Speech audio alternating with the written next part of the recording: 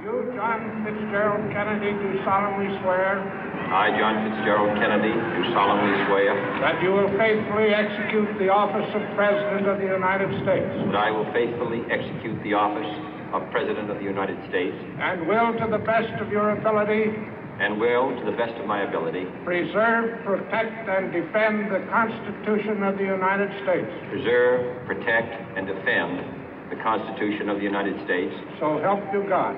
So help me God.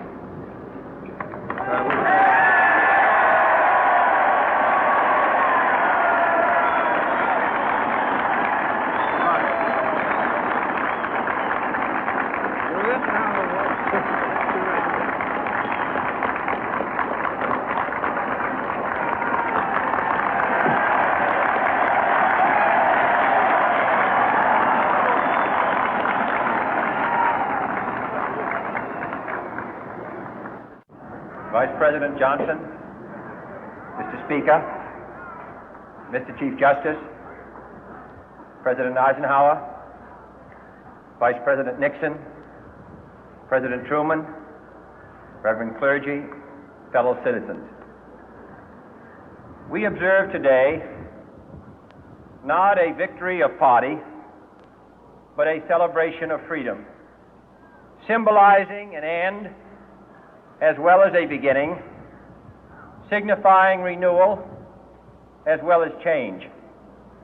For I have sworn before you and Almighty God the same solemn oath our forebears prescribed nearly a century and 3/4 ago. The world is very different now, for man holds in his mortal hands the power to abolish all forms of human poverty and all forms of human life. And yet the same revolutionary beliefs for which our forebears fought are still at issue around the globe. The belief that the rights of man come not from the generosity of the state, but from the hand of God. We dare not forget today that we are the heirs of that first revolution. Let the word go forth from this time and place to friend and foe alike that the torch has been passed to a new generation of Americans born in this century, tempered by war, disciplined by a hard and bitter peace, proud of our ancient heritage, and unwilling to witness or permit the slow undoing of those human rights to which this nation has always been committed and to which we are committed today at home and around the world.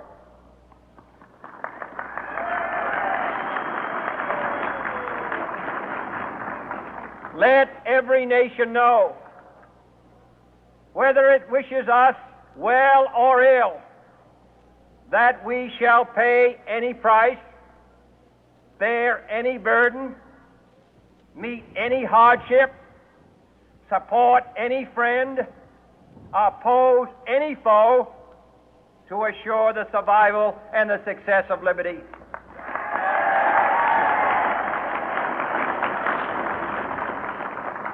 This much we pledge and more.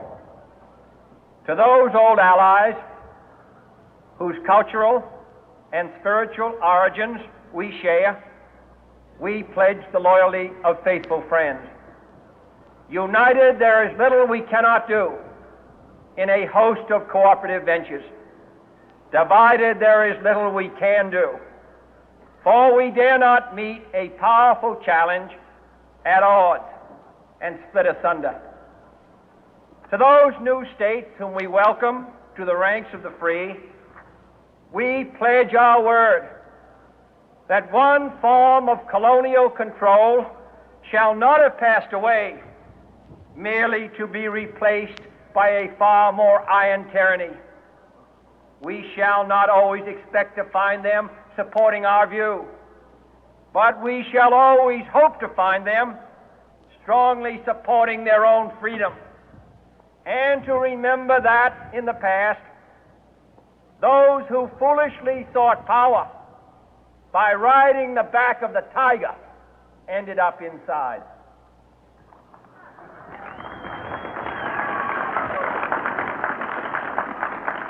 To those people in the huts and villages of half the globe struggling to break the bonds of mass misery, we pledge our best efforts to help them help themselves for whatever period is required, not because the communists may be doing it, not because we seek their votes, but because it is right. If a free society cannot help the many who are poor, it cannot save the few who are rich.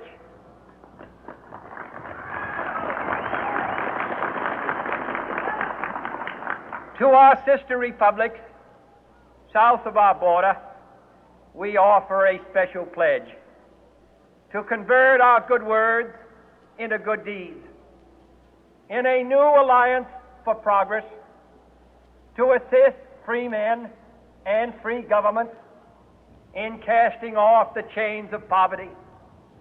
But this peaceful revolution of hope cannot become the prey of hostile powers.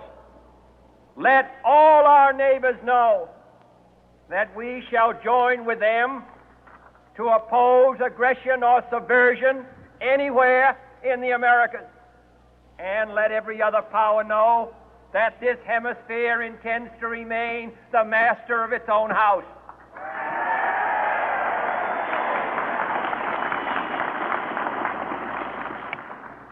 To that World Assembly of Sovereign States, the United Nations, our last best hope, in an age where the instruments of war have far outpaced the instruments of peace, we renew our pledge of support to prevent it from becoming merely a forum for invective, to strengthen its shield of the new and the weak, and to enlarge the area in which its writ may run. Finally, to those nations who would make themselves our adversary, we offer not a pledge, but a request. 也可以大家再按照调整一下弧度，可以调高一点，或者再调低一点，固定住像这样，也可以像这样。因为我前面头发有点太少了，我把它捏在一起，固定在前面，这样的话刚好可以遮一下我头皮露出来的那个位置。现在头皮是露着的，然后把弧度调一下，把它遮住，然后再用刚刚这个长的软的麻花包，把后面和前面假发包过渡的地方稍微填充一下。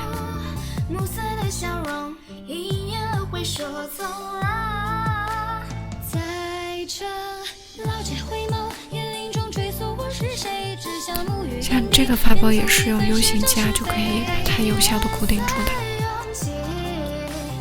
现在头发做出来之后，中间的那一个好像太鼓了，我把它朝旁边弄一下，把旁边的头发也弄得丰满一点。再可以上头饰啦，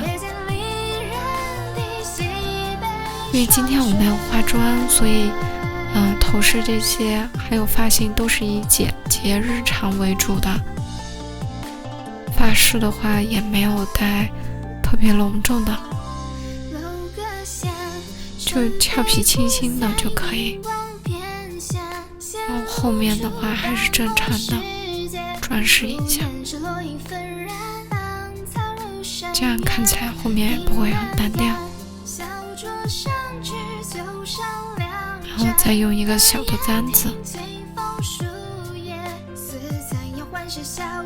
修饰一下，如果单独只戴刚刚的那个头饰会有一些单调，我们再把周围修饰一下。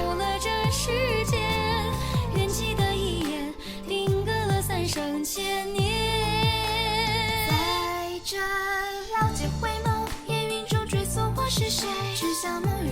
的，今天这个简单又实用的发型就分享到这里了。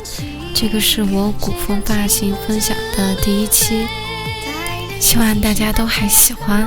今天的分享就到这啦，感谢大家。